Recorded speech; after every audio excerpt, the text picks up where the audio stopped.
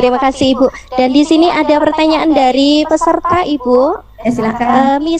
Misalkan bahasa Inggris formasi kita ini tinggal satu, bagaimana jika yang mengikuti tes tahap 2 semuanya bisa passing grade? Maksud optimalisasi formasi tadi bagaimana Ibu? Mohon penjelasannya. Jadi begini, optimalisasi itu ada di tahap 3. Makanya kalau itu pertanyaan yang bagus tuh sebagai perumpamaan. Bahasa Inggris itu ada 40 gitu kan ya. Kemudian ininya kan 1, begitu kan ya. 1 masih yang direbut dan dari 40 itu 35 atau 30-nya lolos passing grade. Jadi kalau tadi itu ada 90 total, ada 93.000 orang yang lolos tapi kalah ranking. Itu nanti kan terjadi sama ya Bu. Jadi otomatis yang kalah ranking ini tidak akan mendapat formasi. Dia lulus tapi tidak lolos. Begitu kan hasilnya? Lulus tapi tidak lolos. Nah, di tahap 3 optimalisasi itu ujian kedua kan masih di satu kabupaten atau wilayah kewenangan. Misalnya Kabupaten Wonogiri itu hanya SD SMP itu bisa pindah antara SD SMP milih. Kecamatan mana ya, kalau Wonogiri lah, antar kecamatan itu boleh pindah milih ya. Milih antar sekolah, antar kecamatan, bisa antar di dalam satu kewenangan kabupaten. Sedangkan provinsi itu kabupaten, misalnya guru SMA Kabupaten Karanganyar bisa milih SMA Kabupaten Wonogiri, SMK di Sragen itu kabupaten, itu satu kewenangan di dalam kabupaten. Itu ya, itu untuk ujian kedua. Jadi masih boleh milih antar sekolah, antar jabatan dalam satu kewenangan. Sedangkan di ketiga itu boleh milih di luar daerah kewenangan.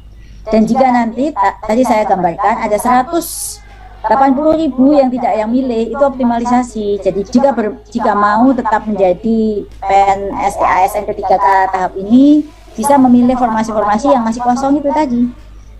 Optimalisasinya di sana. Apakah mau di Nias ataukah mau di Papua mudah tertutup untuk orang Papua, Maluku, Tanimbar, itu yang disebut dengan optimalisasi. Nah, optimalisasi itu masih di ranking lagi.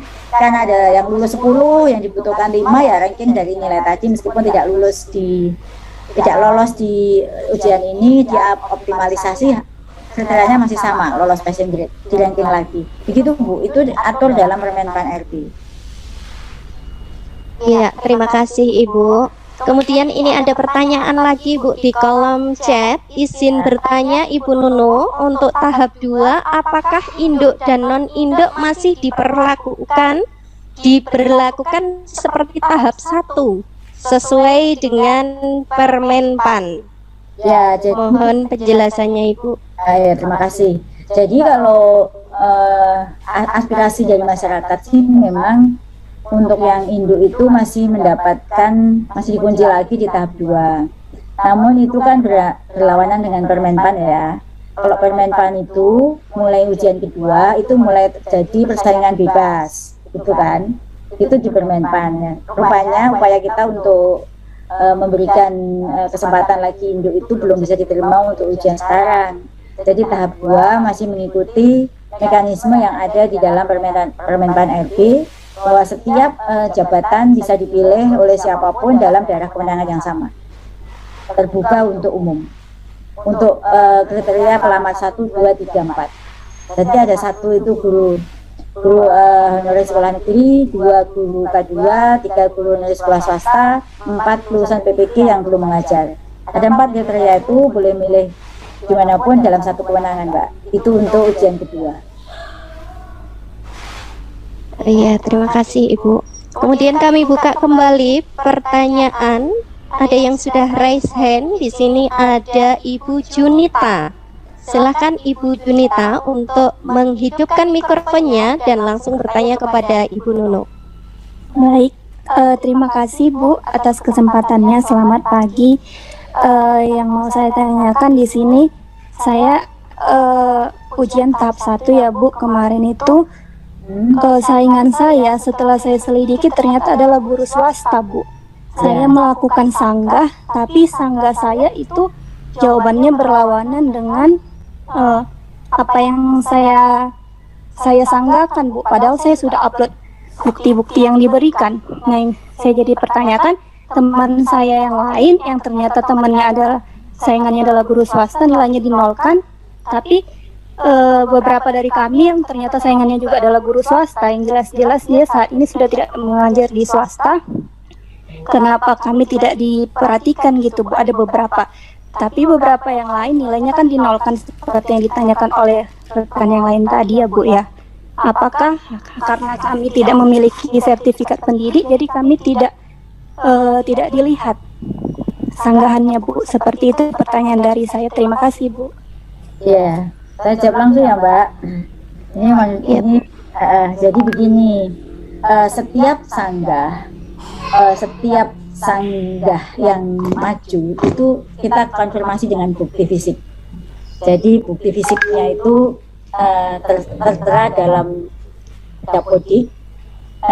Ada juga yang salah ya, misalnya yang salah itu contoh, teman-teman itu sebenarnya bukan salah karena dia itu sebenarnya sudah pindah di sekolah swasta, ditugaskan di sekolah swasta, tetapi dapodiknya itu masih ada yang menggunakan masa, karena kan di situ adalah yang boleh ikut ujian adalah guru yang terdaftar di dapodik tok ya, dan guru yang penting terdaftar di dapodik.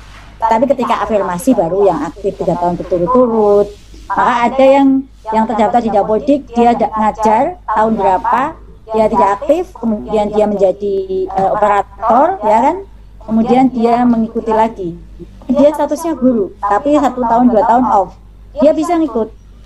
Ada pertanyaan sanggahan nih, kok dia operator bisa ngikut tapi dia pernah jadi guru, dia terdaftar di dapodik sebagai guru, tapi dia 2 tahun 3 tahun tidak mendapat jam mengajar, dia boleh ikut tetapi tidak ada afirmasi apapun. Satu. Kemudian yang tadi pertanyaan Ibu tadi, jadi ketika menyanggah itu, menyanggah untuk dirinya ya, bukan menyanggah orang lain. Kalau tadi kenapa dia yang lulus bukan saya, itu pasti nggak diperhatikan karena sanggahan itu hanya untuk diri sendiri.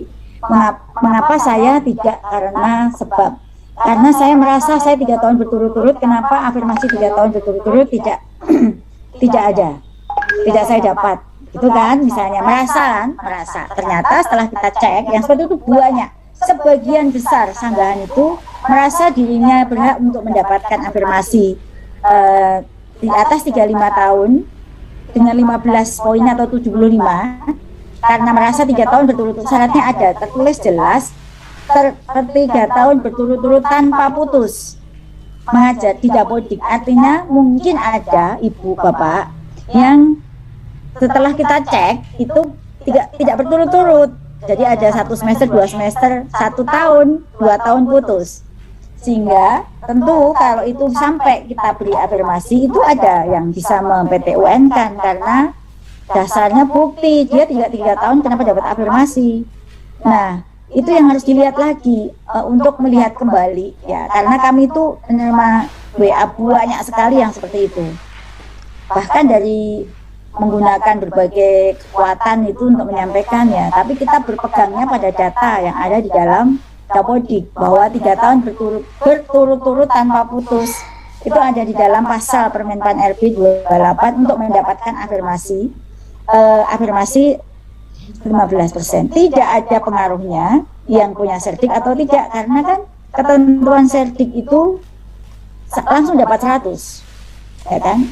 Sertik itu langsung, yang guru negeri yang punya sertik itu pasti lolos karena dia dapatnya kompetensi teknis 100. Sedangkan guru swasta itu sudah pasti. Kalau kok ada swasta yang tidak, ada swasta yang nilainya 0, berarti dia sebenarnya dari swasta sudah secara sah kita teliti dia sudah menjadi guru negeri. Dia tidak dapat afirmasi, tetapi dia jadi guru negeri yang skornya tidak 0 ya. Jadi itu semuanya dasarnya adalah bukti. Jadi kalau menyanggah sanggahannya itu mengapa dia lulus itu pasti tidak diperhatikan, karena sanggah itu adalah untuk dirinya bukan untuk orang lain. Sedangkan sanggah yang untuk orang lain itu misalnya kadis, kepala dinas itu bisa bersurat ya, tidak ada dalam SFCS kan, tapi karena dia yang tahu persis data A, B, C, D, dia bisa bersurat, itu baru nanti menjadi pertimbangan tim Panselnas. Itu kira-kira jawabannya ya Bapak Ibu.